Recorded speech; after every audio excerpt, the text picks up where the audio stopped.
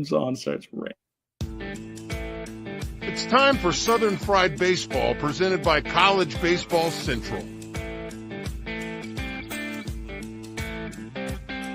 Hosted by Jake Mckeever as he talks everything SEC baseball and more.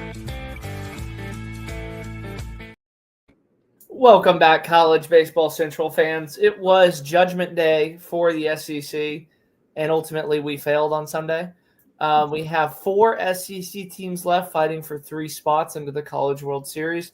Before we jump into those series, Andrew, how are we doing today? We're mourning.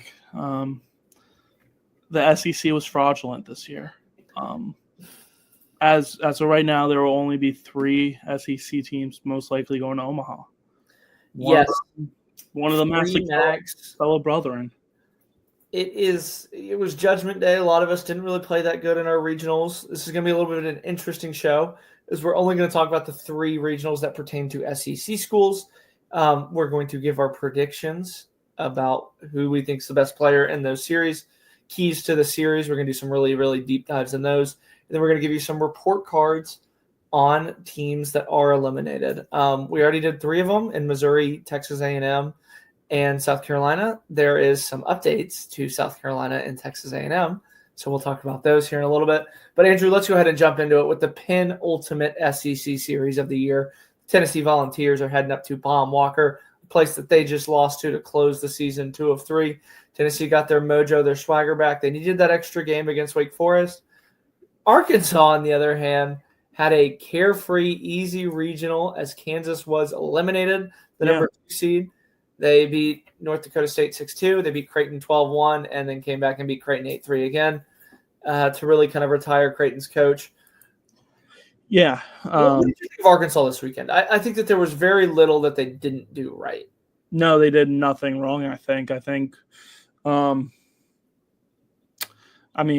They did everything perfect, starting with Aiden Jimenez getting the ball on Friday against I'm totally forgetting who they had as a 4 seed. North Dakota State, yeah.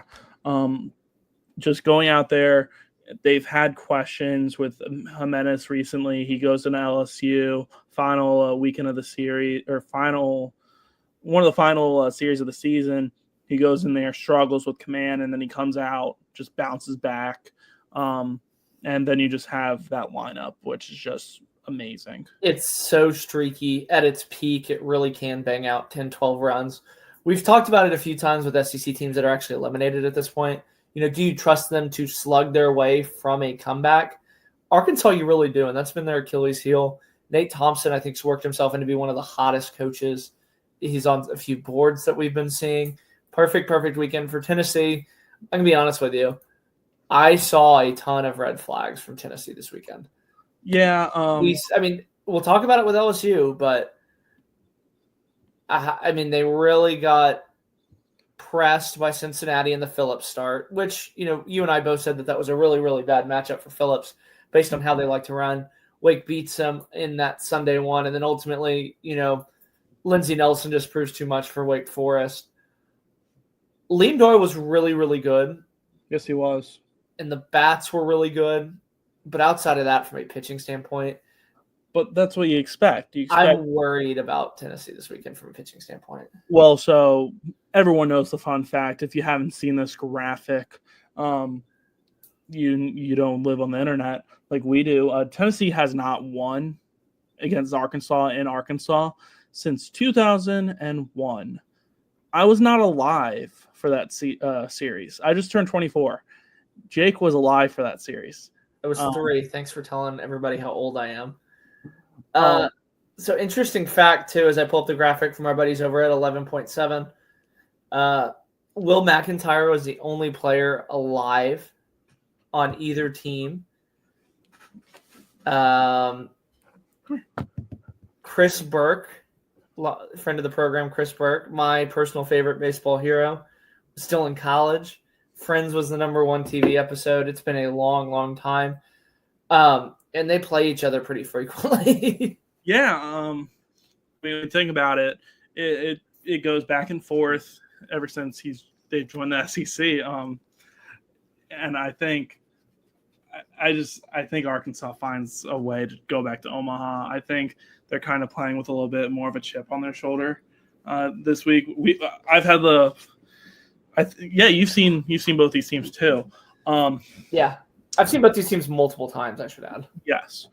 I should say this: Tennessee at their peak, what I saw them in Houston, and you and I talked about this ad nauseum numerous times. Yeah, there's not a team in the country that could beat that team when they are.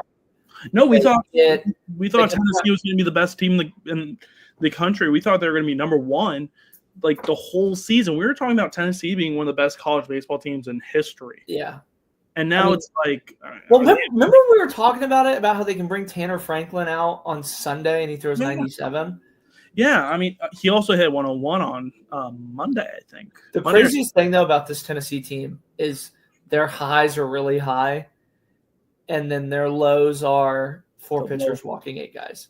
Yes, which isn't going to do any business. We'll start at the top just because I assume that this is what they'll do. It's going to be Zach Root, P. War of 2.0 according to 643 Analytics. Liam Doyle, according to 64 Analytics, 2.9. SEC Golden Spikes finalist Vaheva Aloy will take on Liam Doyle, who's another finalist. Who has the advantage here?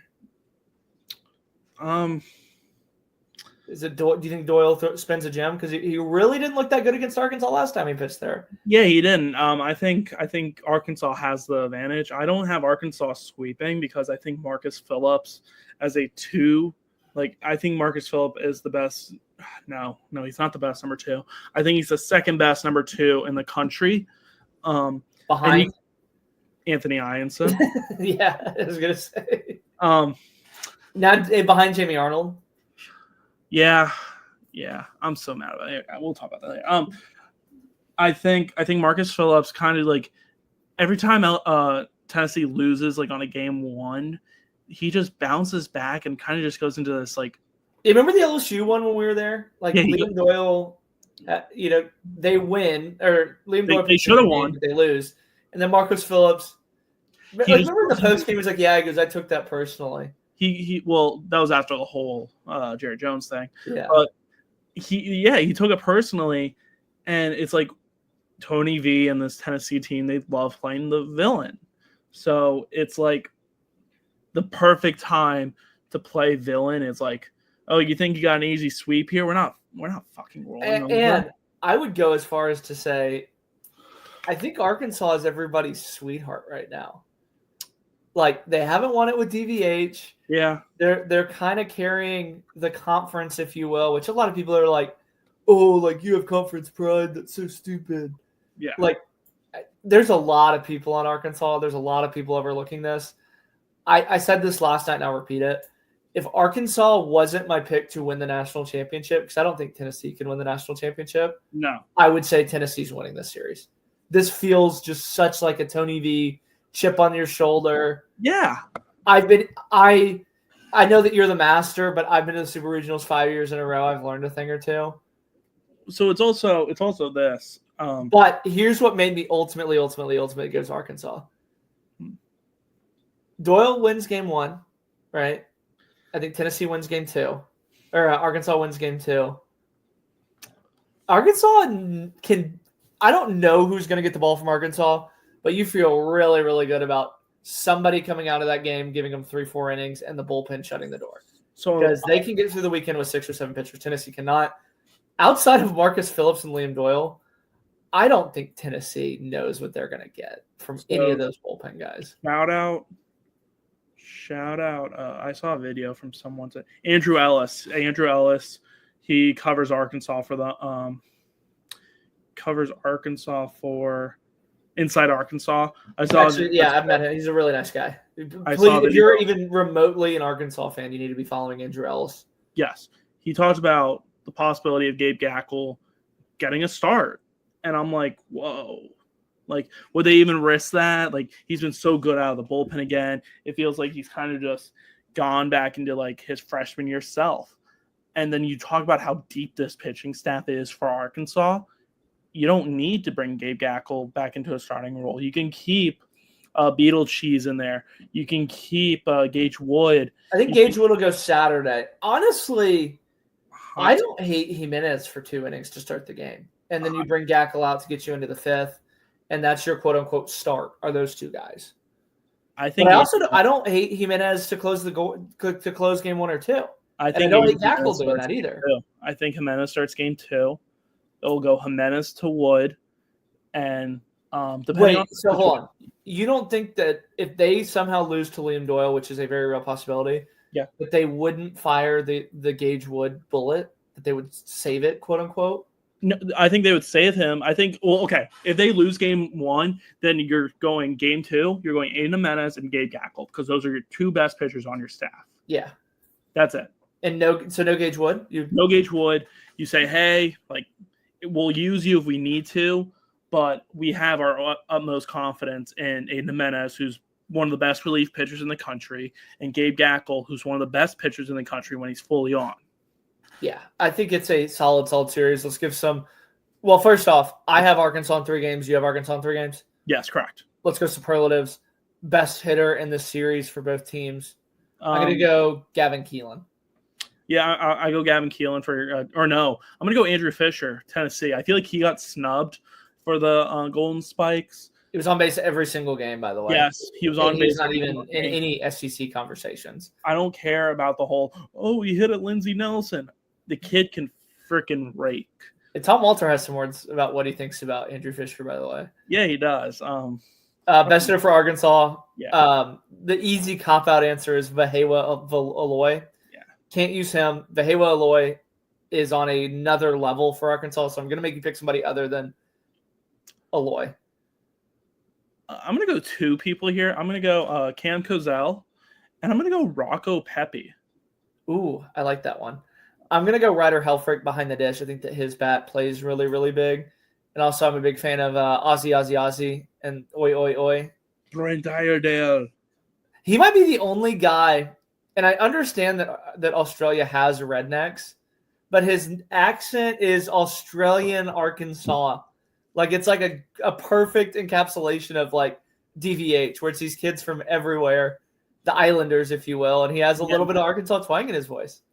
Yeah, that gets people, Yeah, I think best pitcher, again, we're going to go Liam Doyle. I don't think we even need to spend any more time on that. We talked ad nauseum about that. Who's the underrated guy for you for one team? One guy that's not going to get all the headlines, but you think if this guy has a big, big series, these 2 teams are going to win? For Arkansas, I'm going to go Landon Beetle Cheese, because he's been used in every kind of way now. It seems like he went from being Arkansas's number 3 starter to being an opener, being a reliever. I think if he comes in out of the bullpen, he will just dominate. I think he's started. I like that a lot. I'm going to go with their center fielder, Justin Thomas. Yes, that freak athlete. He's going to steal. Which, by the way, I know you haven't seen them in person. He has the best walk-up song of anybody in the country. I haven't seen that, but yeah. Yeah, it's JT coming. JT coming. I absolutely love it. I think that he's going to play really big. Inversely, in center field, I think Hunter Ainsley. He's always seemed to be in the mix for these big moments with Tennessee. Yes. When Tennessee needs that big hit, when they've been really struggling, they're down 2-1 in the 7th. Ainsley always delivers. He's a highly decorated player. He's been at Tennessee a long, long time. He's been there all 4 years. Yeah. I really like Hunter Ainsley in this series. Yeah. I mean, you look at someone that has worn the Tennessee block tee with pride over his 4 years. He's been a 4-year starter there. He's it's going to be sad to see someone else playing center field for Tennessee next year. It's going to be sad, I think, to watch him leave the field, period. Yes. It's going to be very, very emotional. We'll move on to the other team in that side of the bracket. The LSU Tigers welcome the West Virginia Mountaineers. LSU obviously needed that extra game against the University of Little Rock. Should LSU fans hit the panic button when you look at the X's and O's? Yes, they're in a super regional. Yes, they won the series. But you have to feel should we be worried about what we're going to get from somebody not named Anthony Idinson and Kate Anderson? So I hate to say this. You know what this kind of tastes like? It tastes like 2012 when LSU hosted a super regional against a little team from Long Island, New York, Stony Brook. And Stony Brook went in there and shocked the world. Or 2016 when Coastal Carolina went in there and shocked the world. I'm not nervous for the regional, but like if West Virginia goes in there and just absolutely shuts down the box, I wouldn't be shocked because LSU has been playing weird. On it, I did kind of jinx them. I did say, oh, or is this LSU team going to be like the first ever regional team to go in there and go 3-0 and give up 0 runs? And then here they are, nearly getting eliminated by Little Rock, Arkansas. But so I should say this. I'm actually inversely. I think that the Little Rock thing woke them up. I had talked about it and got heavily criticized that I didn't think LSU could come back from a 5-1 deficit. They did, and then some. So while you can sit here and say the X's and O's, there's two things that really stick out to me. It's really hard to win games, period, at Alex Boggs, let alone in the postseason. You feel really good about every single game if you have Kate Anderson starting, and you almost feel better when Anthony Ianson starts. I don't think that there's a world where you don't win one of those two games, and if it's game 3, money on the line, LSU always tends to have people rise to the occasions. Yeah, I mean, okay, I will admit I was shocked to see Zach Cowan get the start on Monday. I was very shocked about that. I thought Kason Evans would get it, but I think it was kind of the plan. It's got to be one of those two, like that starts right. Like Jay's kind of playing all these games on Sunday, and it almost came back to bite him. Yeah, with Jaden Newt, that was such a bad decision. I get that Newt's like kind of solidified himself as the game or the midweek starter. I think he should have thrown Will Schmidt, see what Will Schmidt's dominated against bad teams all year. Let's see how he would have done in a regional like that.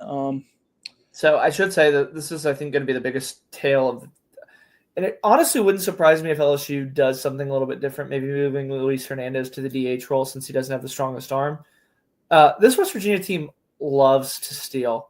They've stolen over 100 bags this year. They have multiple guys in double-digit steals for them.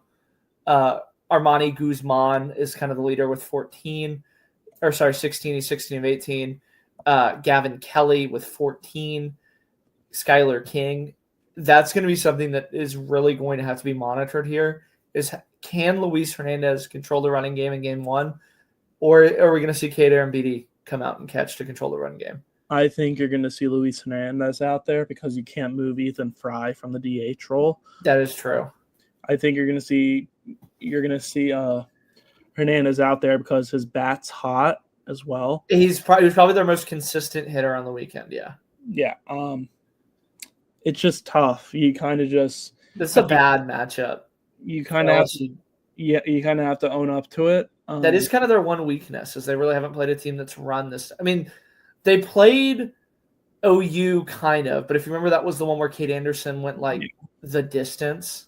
Well, they also played against Southern. They played Southern, and Southern stole 191 stolen bases. SWAC's stolen bases don't count. You and I have talked about this, about how the SWAC really struggles with wild pitches.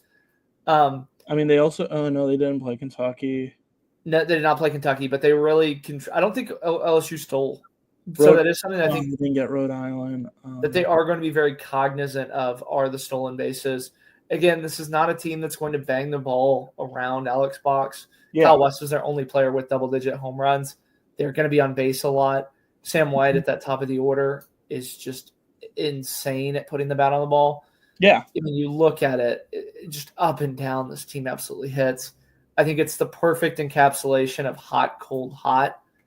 I think they started 27-1. They're one of the last teams to lose a game, I believe. Yeah, they did start off pretty hot, but they did have a cupcake schedule to begin the year. They did. Their first loss was to Kennesaw State on Saturday, and their loss after that was to Arizona. in March. They kind of went cold there for a little bit. Yeah, they lost 2 out of 3 to Arizona. When I saw them in Houston, they didn't really look – well, let me figure out how to phrase this. They played – it reminded me a lot of a midweek game when a really good team doesn't play very good but still wins. That's what it kind of reminded me of. Yeah. They struggled against Texas Tech as well. Yeah, they lost again to Texas Tech. Kansas State, remember, Kansas State and Kansas is where they really kind of hit their dry spell. That's what ultimately lost them that regional. They get bounced by Arizona 12-1. I should say this.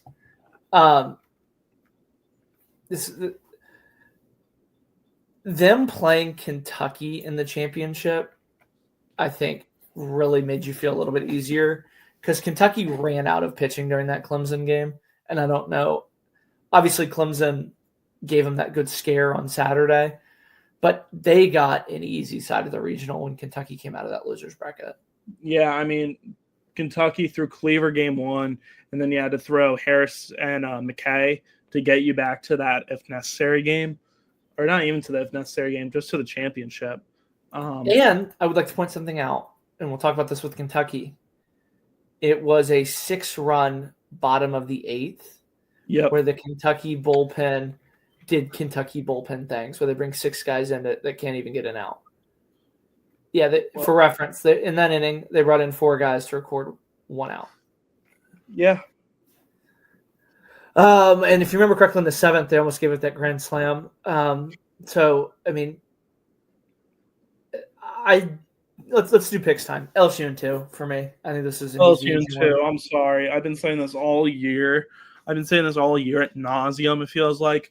I think this West Virginia team is fraudulent. I think Kansas exposed them. I think Kansas was the better team out of the Big 12. I don't think West Virginia should have hosted. I wrote about how West Virginia basically just needed to put up a fight against Kansas, take 2 out of 3, and they might host. They didn't. They rolled over and got their butts kicked by Kansas. I should say this. I think everybody in college baseball media and everybody that worked for schools was incredibly, incredibly happy that West Virginia didn't host. I've heard from numerous schools that is the worst place to go for a regional because A, it's really hard to get to. B, everything's expensive. Like last-minute flights to Pittsburgh and then driving are not cheap. Yeah, I know. I've spent $600 to go to Pittsburgh.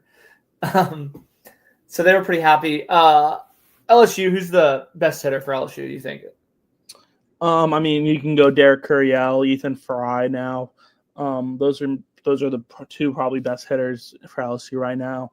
But I'm not going to choose them. I'm going to choose someone that was really cold, and then he finally got that big hit, and it looks like he might be looking good again. I'm going to go Jared Jones. Interesting. I'm going to go Monster Milam. He seems to always kind of have a flair for these dramatics with the tiger stripes. Yeah. Pitchers, it's either Ianson or Anderson. Take your pick, wouldn't you say? I'm going to go Ianson. It's crazy at the beginning of the year that I watched Anthony Ianson. I'm like, I don't think this guy's got it. So I'm actually the opposite. I was one of the first people to break that Anthony Ianson was going to LSU. And I had numerous LSU people like, oh, is he good? I'm like, yeah, he's fucking good. So watching him at the beginning of the year, I watched him against Omaha, Nebraska, and they lost. First day at CBC, fun fact. I remember that, yeah. It was very cold that day. It was freezing. I watched that outing, and I'm like, his curveball's really good. Aaron Beatty can't catch it. Obviously, it had some growing pains in the beginning, but it has paid off because, one, Cade Aaron Beatty has developed into a really good defensive catcher already as a freshman, and 2, Anthony Ianson's already a top 5 pitcher in college baseball. And it's sad to say that I don't get another year of Anthony Ianson after this. Yeah, I was just looking at it. This is my projection coming out of fall camp. Anthony Ianson Friday, Cade Anderson Saturday, Chase Shores on Sunday. And somebody said, I think it'll be Anderson. And I said, you can't ignore how good of a fall that Ianson had. So I was very early on the Ianson hype train. I don't really know enough about West Virginia to give you kind of an educated guess. Logan Suave behind the plate really stood out to me when I saw them play, but I think this is either going to be some team having voodoo magic and beating LSU, or this is going to be a blink and the series is over. I'll be there at 2. I'll be there for game 1 and game 2. As LSU plays Saturday at 2, they play Sunday at 6. I'll be driving back after that one. Fun times for me. And then our final SEC series, the Auburn Tigers will host the Coastal Carolina Chanticleers in a 4-13 matchup. Coastal Carolina obviously was in that ECU Florida Fairfield regional. Never played Florida, as Florida got bounced by ECU in both games. Auburn rolled through their side of the bracket, 9-5 over Central Connecticut State, 8-5 over Stetson, and 11-1 over NC State. A lot of people have Auburn as the number 1 team in the country following this weekend. A lot of people said that, hey, this team probably was a little bit overrated, probably shouldn't have been as a 4 seed. Auburn really showed them because they did not have an easy path at all. They get a Coastal Carolina team that a lot of people are kind of starting to jump on the hype train that hate the SEC. We'll start with you, Andrew. What are your thoughts on the series with Auburn? I think this is a really good series, but I also think it's giving me 2016 Coastal Carolina vibes. I really think Auburn can really mash their way through this regional. It feels like we didn't really talk that much about Auburn last week because they just took care of business. But same with Coastal. Coastal swept through theirs. They didn't really sweat. So this one's really going to be like who bends first. And I really want to see Sam Dutton against this Coastal lineup. That's going to be a very good matchup, in my opinion. Yeah, I think the biggest story coming out of Plainsman last weekend was the additional seats that they added and the environment. Well, they added more seats at the discretion of Ike Irish. He said, hey, this would be cool to have seats up there. They added seats. Plainsman Park, this is one that I really, really, really wanted to be at. I'm a little bit sad that I couldn't go to this one. But nonetheless, I said this on the show last night, and I'll stand by it. I think the winner of this series plays in the national championship. I think if Coastal can get through this Auburn team, they're a Cinderella team that's legit. And Auburn, I feel like, is going to come out of that side of the bracket if they win this. So this is my pick for a championship series. I have Auburn in a very, very, very competitive 3 games. What about you? I have Auburn in 3. Auburn's on the other side of the bracket. I like their matchups I like their matchups if they do get out because we obviously our Southern Fried picks, me, you, and Micah. That would be funny, by the way, just looking ahead, because last year on this side of the bracket, the left side, it was 3 ACC teams and 1 SEC team, and the SEC team came through. Yeah. And that could be the same thing this year. Yeah, I mean, this is also giving me very 2023 vibes. I'm going to pull up that bracket right now, actually, because when it was Auburn, Arkansas, Ole Miss, and Stanford. No, that was 2022? No, 2023 is the LSU year, isn't it? No, that's 23. 23, yeah. So, it was LSU, Wake, Florida. So bracket one was Florida, Virginia, Oral Roberts, and TCU. Bracket 2 was Wake Forest, LSU, Stanford, and Tennessee. I think Stanford went 2 in Q. Yep. Right? Yep, bracket 2, Stanford went. Yeah, because they got walked off by Wake when Wake lost. They got Ryan Bruno blew it in the 8th inning. Shout out to my buddy Ryan Bruno. Is that the year that that Tennessee just basically lost to Paul Skeens? Yeah, Tennessee lost to Paul Skeens game 1. Then Wake Forest beat LSU game 2. And then game 3, LSU beat Tennessee behind, I want to say, Nate Ackenhausen.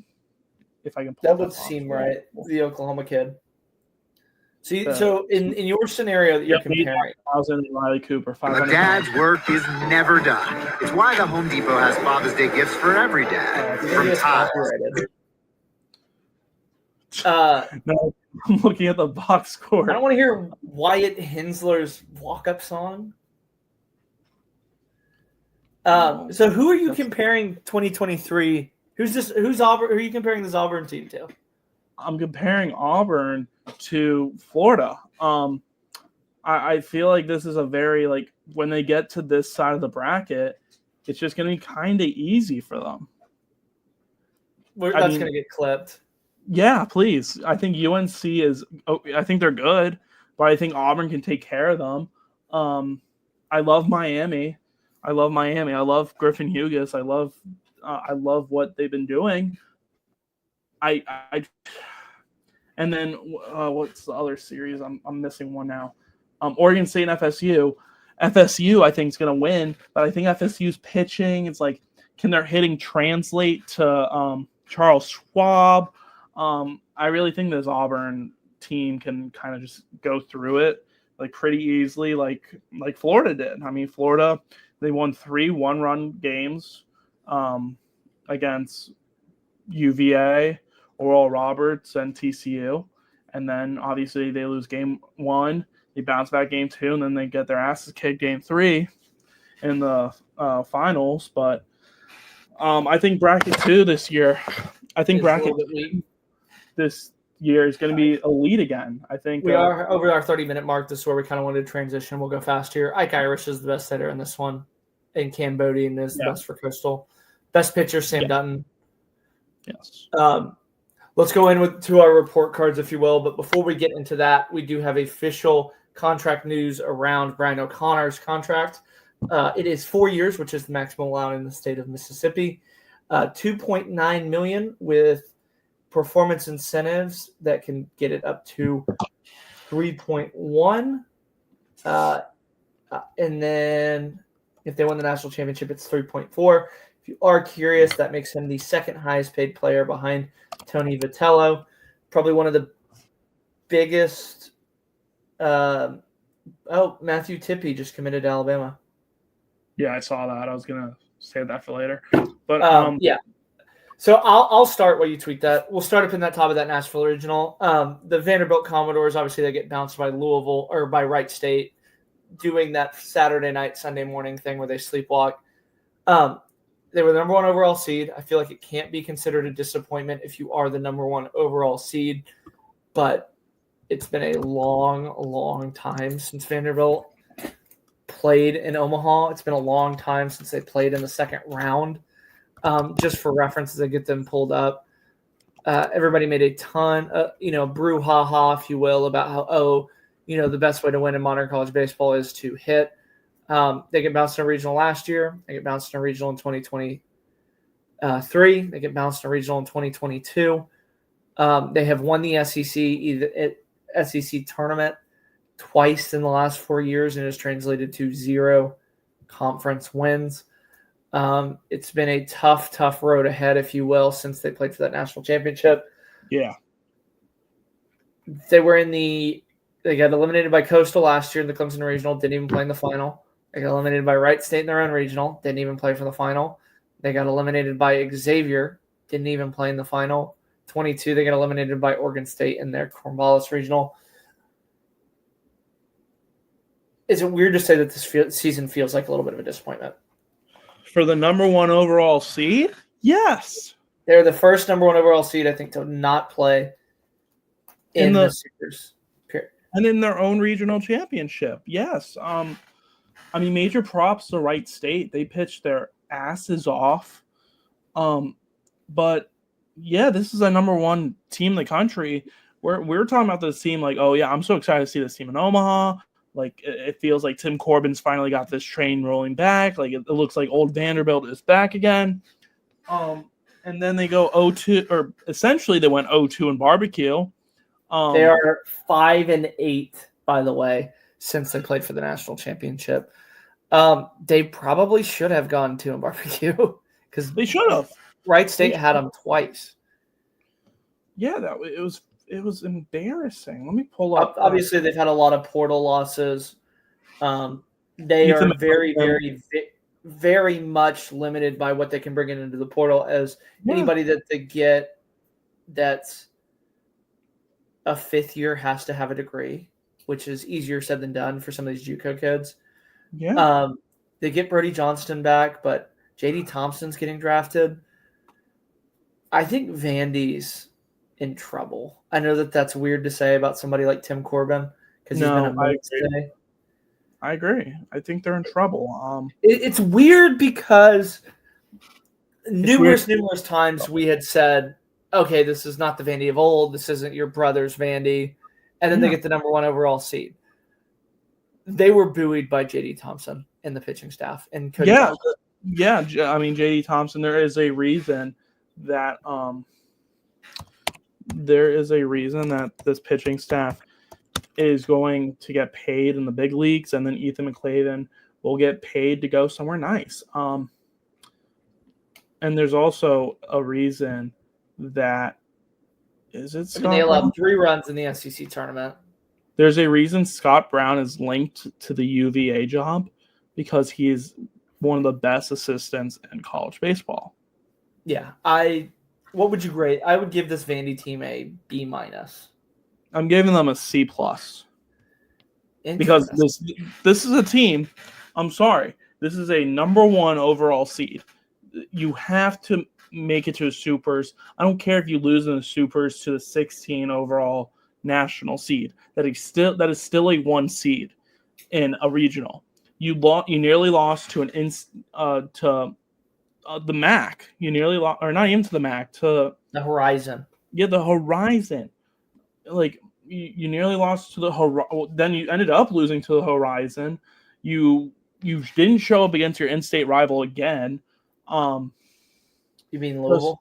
Yeah, they didn't. They lost the battle. Not in Tennessee, Andrew. It was still Battle of the Barrel. That's what I was alluding to. Yeah, Battle of the Barrel. Yes, Louisville really just ran through this, and I was very shocked. I thought Louisville would go 0-2. Louisville's good. Mike and I were talking about this yesterday, as you could tell by my Louisville regala. So much. I know that everybody kind of came for Georgia Tech saying, "Oh, this team should host." Louisville should have been in the topic of conversation. Yeah, they should have. All right, we'll move on to Hattiesburg Regional. Right down the road, that's who was paired up with them. Alabama goes 2 in barbecue, and probably just bad luck because they were feet away from walking off Miami in the opening game. Yeah, they had Carson Osmer with a lead in the 8th inning, and then ultimately Southern had that big 2-out hit. Shout out to the Southern Miss fan that said, "Oh, that's Alabama sucks." Yeah, I was there for that. That was pretty funny. The girl, you should have seen the girl's face. The girl was like, "All right, we can't do that." So they're gonna get Zane Adams back. They're gonna get Justin LeBron back, and outside of that, what do you they are losing a ton of talent. Like here, let me pull up the Portal Bible that is a work in progress right now. We'll have that out for everybody. But here you go. You ready? I already did the pitching for this one. This one's a mess. Riley Quick's getting drafted. Yes. Brady Neal behind the plate. There's a rumor that he might portal or they might bring in somebody out. Will Hodo's gone. Brendan Norton at second's gone. Jason Torres, I believe, will probably get drafted late. Bryce Fowler has the potential to get drafted. Cade Snell is out of eligibility. Bonamolo Jr. and Will Plattner behind the plate are draft eligible. Justin LeBron being the only underclassman that they started in the field. Portal out are Amon Duff, Connor Ball, Jordan Stevens, Arston Vastley, Edgin Lowry, and Nash Wagner. Losing Osmer, losing Myers, which were kind of their 2 biggest bullpen arms. What do you make of this Bama team? Because they had a lot of veteran guys transfer in, and I feel like I wanted more from this Bama team.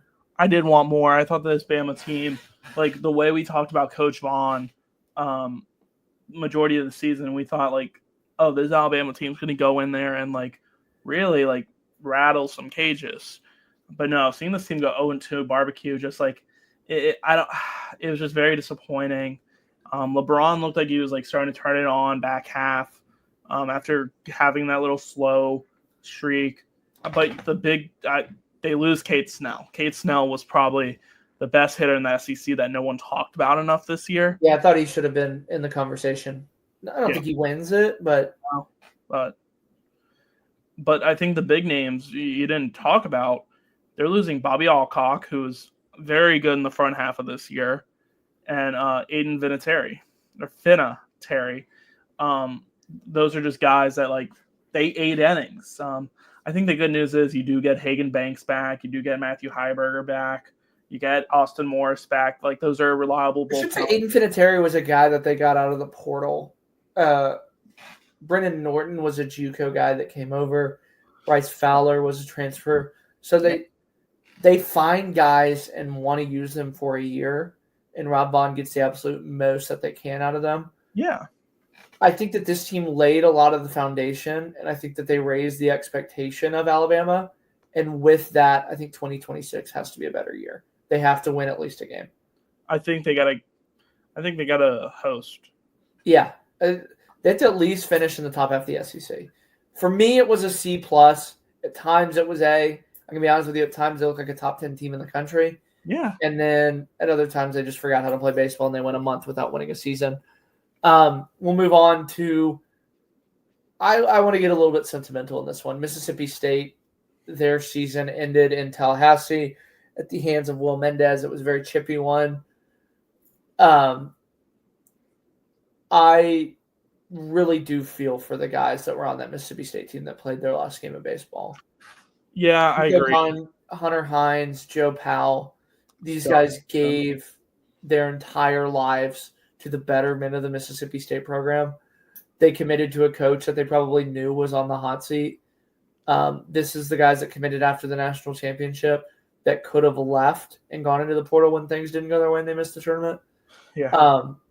And it makes me a little bit sad with the timing of the hire with Brian O'Connor and the portal opening and everything, that was the biggest story, was them. And it was not that one of the best players in Mississippi State history, and Hunter Hines, is never going to play a game in that uniform again.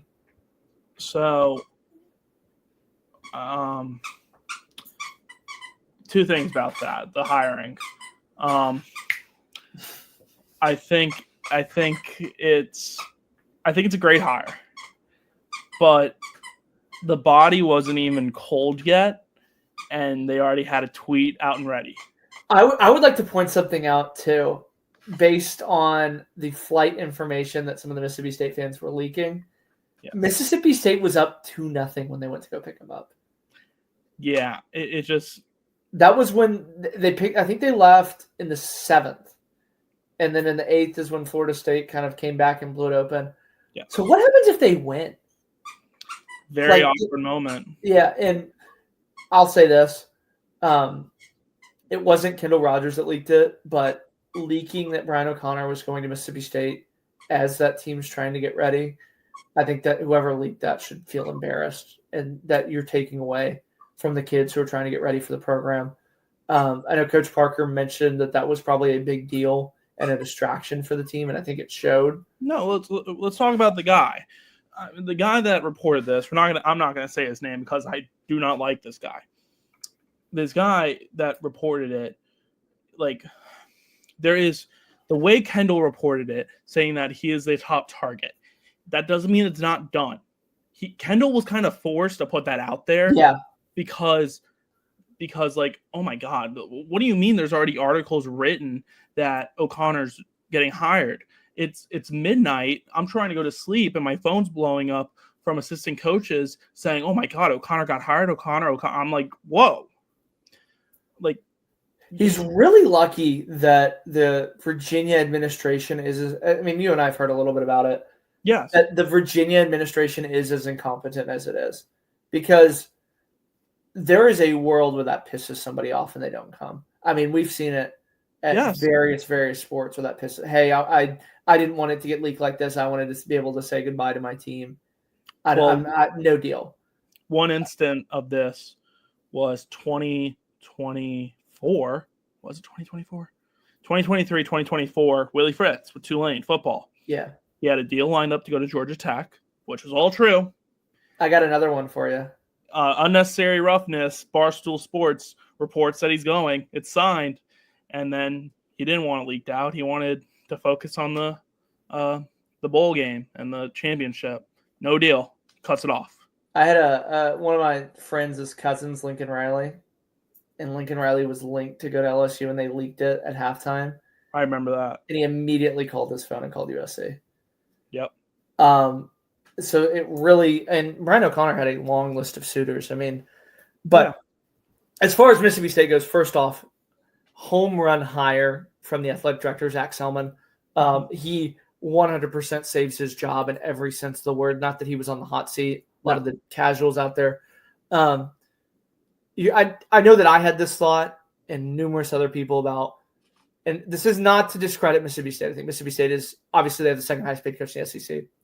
But why was Brian O'Connor not enticed to go to Texas when Augie Garrido retires? Why was he not enticed to go to LSU when they offer the job that ultimately goes to Jay Johnson?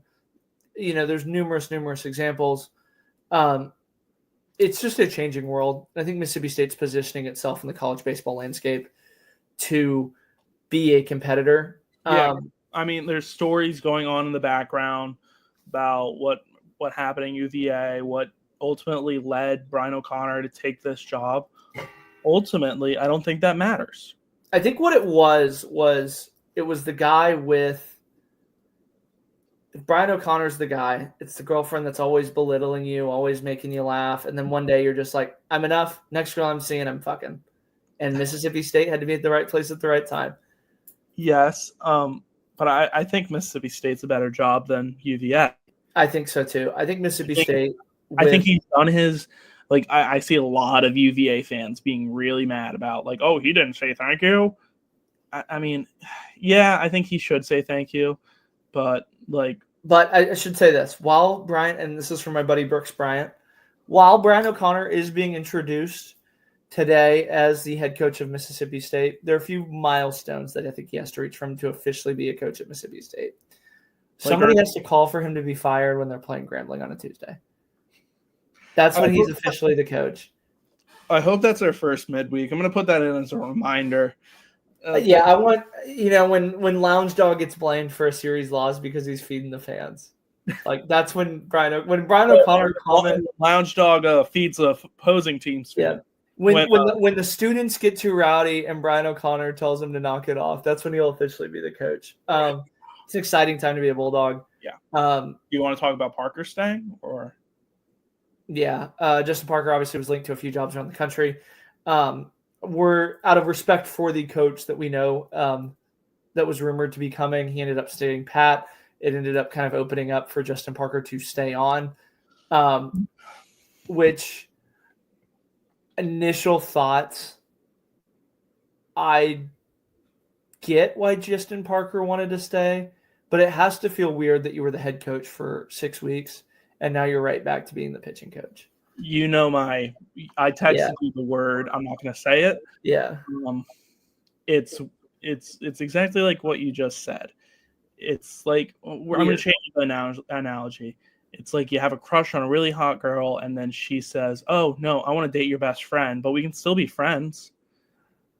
It's like that. Hey, set me up with your friend. Yeah, it's really weird because on Sunday night, someone asked him, like, oh, Brian O'Connor, he's officially hired. How do you feel about that? And he just goes on this tangent about, I hate how this got leaked out. Like it distracted the team. And I agree, but it just feels like I think Justin Parker's a great pitching coach. Don't get me wrong. I just think it's such a weird, you know? It feels weird because that was the pitching coach that Lemonis was able to get from South Carolina. Yes. Is that you feel like Brian O'Connor, not that they could get somebody better, but Justin Parker's not a disciple of Brian O'Connor at all. Like, they have very different philosophies. I'm really curious to see how that meshes.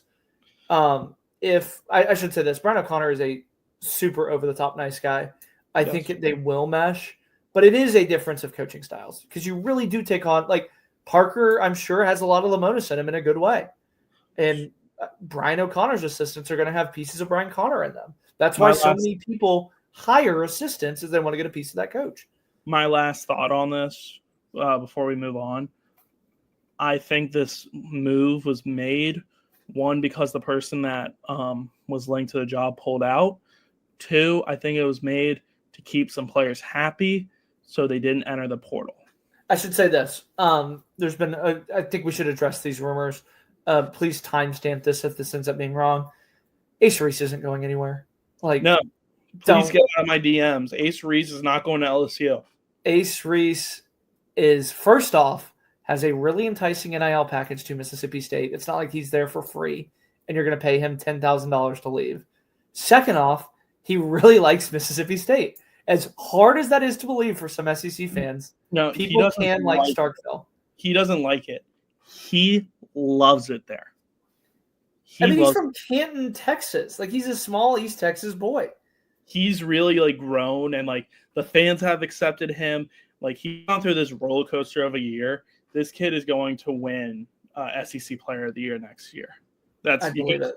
Yeah, we are big fans of Ace Reese. We are so happy that Ace Reese has his home at Mississippi State. He doesn't need to go and find a new home. We'll move on into the Chapel Hill Regional. The Oklahoma Sooners, they fought valiantly. They beat Nebraska twice. They even beat North Carolina to force that if necessary game. Ultimately, they ran out of pitching and didn't get enough timely hitting. OU at times flashed to be one of the best teams in the country. And I think that they had the pitching with Kyson and Malachi at the top. Yeah. And then there was also times where they dropped 2 of 3 to Texas when they're playing for nothing, and they get swept by LSU. Then they get swept by Kentucky. I think ultimately Oklahoma is going to look back and remember this team fondly. But deep down, you have to feel like you squandered an opportunity and you put yourself in a lot tougher regional than they should have been in. I disagree with that. I think this team kind of sets up perfectly for what they're building for the future. Is your first year in the SEC. It's the first year in the SEC. The roster they had is a very good roster. The pitching staff wasn't as good as a pitching roster or as a pitching staff that you thought you had. You had Kyson, you had Cape Crossland show some glimpses of Cam Johnson. Yeah, Cam Johnson was a dud. Malachi was up and down. Dylan Brooks as your closer was phenomenal. Bodine was, I think, pretty good as kind of that bridge too. Yep. Lineup saying goodbye to Easton Carmichael. Yes, that's a tough one. That is a really tough one. As I get it pulled up here on our portal Bible. Easton Carmichael. Dayton Hockey, I think, stays. Dayton Hockey can stay. Dawson Willits has another year. Jackson Willits can stay. Trey Gimbel can Easton's, I think, the only draft one outside of Malachi from a lineup standpoint. Scott Mudler, who caught some time behind the plate. But Sam Christensen, Drew Dickerson, freshmen and sophomores. Ultimately, this feels like a weird OU team because on paper I felt like first off, no one talked about him other than us. And I felt like I really fell in love with this OU team, and it ended just a little bit too early for my liking. Yeah. Kyle Branch is, I think, going to be a bona fide stud next year. I don't think they're going to get the other Willits kid to campus, but if that somehow happens, good for OU. But I'll give it a B, a solid B. On paper, they didn't really overachieve. They had some highs, they had some lows, but at the end of the day, they're sitting at home during a regional. I'm going to go a B too. I think there's a lot to build off of this year to really get them to that next top 6 in the SEC. Yeah. Moving on to the one, and we're not going to address the whole thing with Kevin O'Sullivan. Florida goes down to Conway, loses it. This is their final roster, by the way, lineup. And I want you to notice it doesn't have Heyman, Shelton, Kurland, Kyle Jones, or Ty Evans. Brendan May behind the plate. Freshman Brendan Larson at first. Justin Nadeau at second. He's a junior. Bobby Bozer at short. He's out of eligibility. Landon Stripling, Blake Sear, Hayden Yost, and Ashton Wilson. Blake Sear's probably moving on to baseball.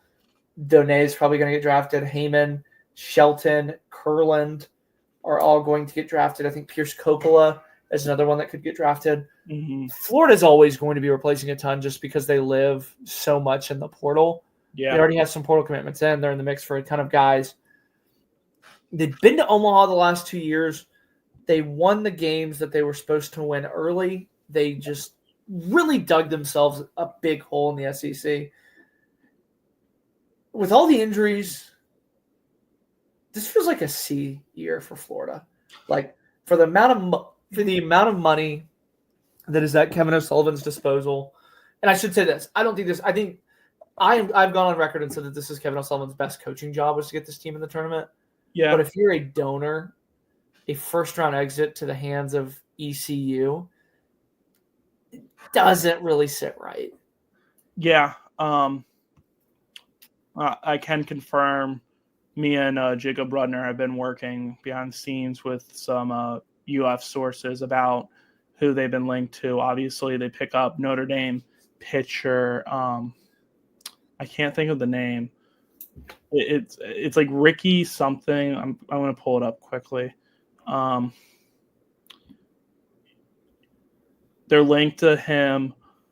They got Ricky him. Reith. Yep, they got Ricky Reith to commit. Yeah, 4.31 ERA in 22 appearances, 48 innings, and 43 strikeouts. They are also linked to Carson Tenney, the Notre Dame catcher that entered the portal. He did enter the no contact tag, but from what I heard, it's not that he knows where he's going. It's him and his advisor want to do it on its own. They don't want all these schools harassing him. And then Trey Beard, or as my favorite NIL reporter said, Trey Bird. If you don't know one of the best pitchers' names in the portal, please just do not report it. Trey Beard from FAU entered the portal today. I think he ultimately goes to FAU, or not FAU, UF or FSU. I think he is going to lean towards FSU because he has some connections there from his past. But I think there's one other player that we probably should have mentioned with Mississippi State that's around the portal. I would be 1,000% shocked if Henry Ford goes to any school just because of his draft status. Yeah, I think he's just using it to. I think his slot value is $800K. Yeah, which for a first baseman / outfielder, I don't see anybody getting that much money to him. Could be wrong. Been wrong before. But I think he's going to the draft. Obviously, Florida's big story is their portal guys. Brody Toney was a portal. Kobe Shelton was a portal. Florida has a good core of young guys. Lawson's going to be a mainstay. Stripling next year. Hayden Yost. They just need to get some portal guys, which you know that they will. Kevin O'Sullivan's always good at finding guys. Yeah. If there's one thing that Kevin O'Sullivan and the staff know how to do, they know how to recruit. That's simple as that. They've done it for years now. So we'll move on to the Texas Longhorns. They get bounced in their home regional by an in-state school, the University of Texas at San Antonio. They beat them 9-7 Saturday and then 7-4 Sunday. It was 7-1 at one point. There's going to be a lot of stuff that we're not going to talk about with Texas, about their coaching staff and everything online. That's pish posh. This was a good season, and anybody that tells you otherwise is not bought into Texas baseball. Yeah, it was like, it sucks that this Texas team did not get to Omaha for two reasons. One, selfishly, I wanted to see them. Two, I think this Texas team was one of the best teams in the country. I was calling them frauds for the back half of the year. Me and you were calling on their downfall, but we weren't calling on it. It was just a very predictable downfall. We weren't hoping that they were going to lose. We're SEC guys. We're not hoping any SEC team lose. We want every SEC team to go 500. Yes. We just saw this coming with Texas because it like, you lose Jared Spencer. That's a huge loss. Ruger Rios, he went up and down. Luke Harris was up at the beginning of the year, but I felt like when they moved him twice on short rest, that was when it really kind of came to fruition. Pear had said that they had they were the number one team in expected wins. They Yeah. had +4 over what they're expected to get. Our buddy Nash talks Texas, said that Texas was 6-9 after they played A&M and swept them at home. I got to see them in Arkansas, and they really didn't look that competitive in the series that I saw. But if they can get their guys to campus, it's set up to be a really dangerous high school class. I don't think Casey Cunningham makes it to campus. I don't think Grady Emerson makes it to campus, but they're in the mix for a lot of portal guys. Yeah. Kate Ballou is going to get drafted. Kimball Schuessler's out. I believe Galvan is going to probably get drafted late. Galvan, Flores are kind of in that weird mix. Gasparino is going to be back. They've had a bunch of kids at the transfer portal that were probably told to leave. Yeah. Don't consider that a red flag, by the way. Texas did this without any transfer players. They basically just flipped high school kids. Yeah. And Mendoza, who was going to go to Texas anyway, I believe. Texas is going to be a monster. I hate to say it. Like, they're going to run the SEC for the next 5 years. Yeah, I think Jim Schlossnagle has this Texas team really. I mean, God forbid they lose Nolan Kane and Max Wiener, which I don't think they will. I think this Texas team is going to be a top 5 team for the next 5 years. Yeah, a perennial. Obviously, they're going to miss on but I should say this because it's Texas and it always warrants saying this. This is the hardest job in the country with the expectations that they have. Yeah.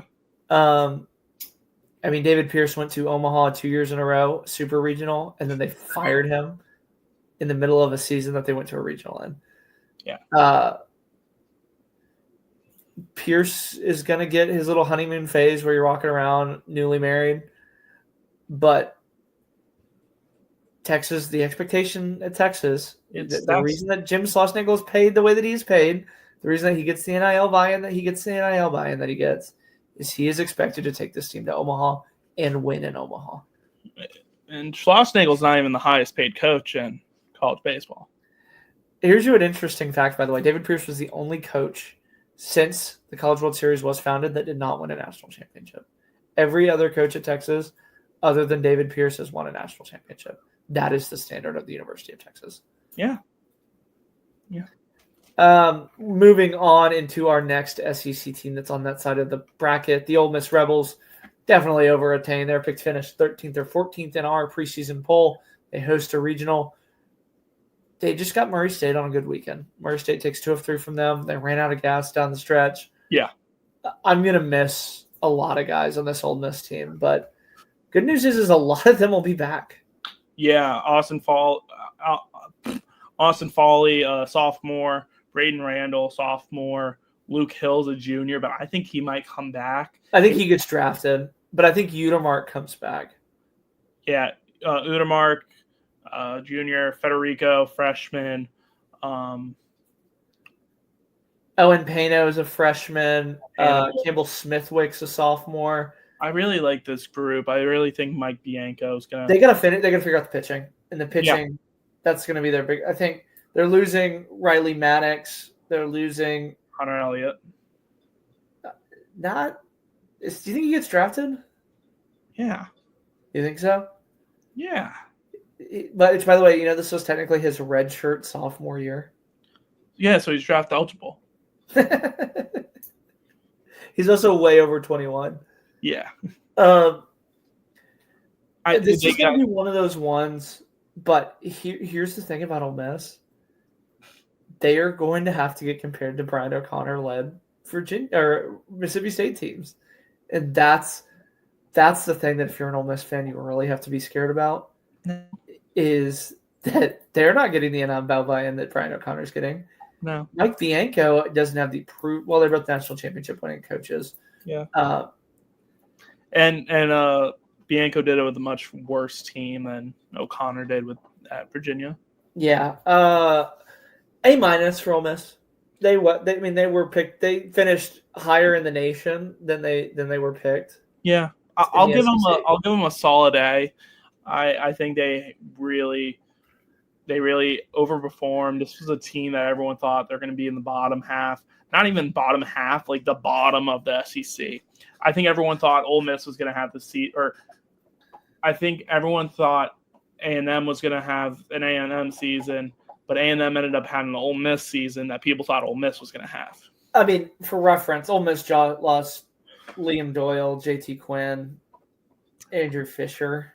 Yeah. And I really liked Isaac Humphrey out of the transfer portal. Mitchell Sanford is another player that I'm really going to miss watching. But there's a lot of bones. And obviously they're going to have to be more hitter heavy next year. But we'll move on to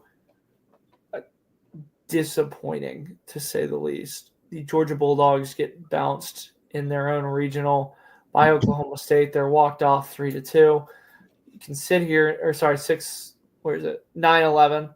You can sit here and say what you want about getting knocked off in a home regional. This feels like a D for Georgia. A D? D. Yeah, I agree. One thing you do have in the thingy, I think Christian Adams is coming back. How? I think he might do the Pavia thing. He went to Indian River before he went to FAU. They're replacing Hunter Henry, officially out, Slate Alford, Robbie Burnett, Nolan McCarthy. I believe Trey Phelps is draft eligible. You'll have to check me on that. Yeah. Rylan Zabrowski, Devin Obi. Colby Branch, I think, is probably going to get drafted.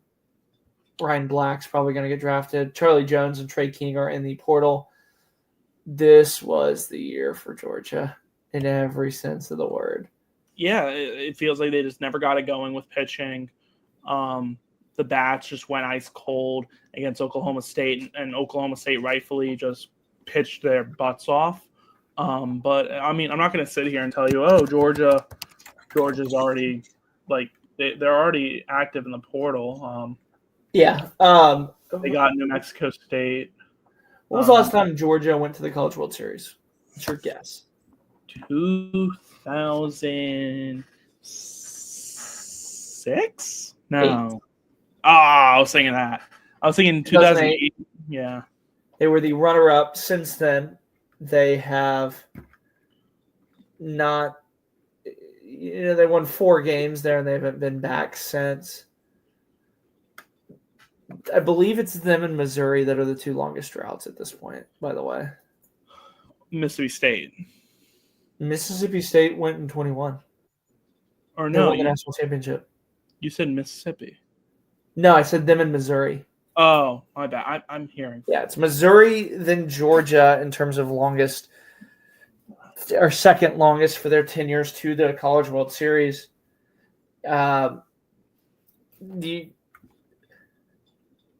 This, I can be honest with you, this felt like a changing of the guard year for supremacy in the Atlanta regional in terms of high school recruiting between them, Tennessee, and Tennessee's playing and Georgia's not.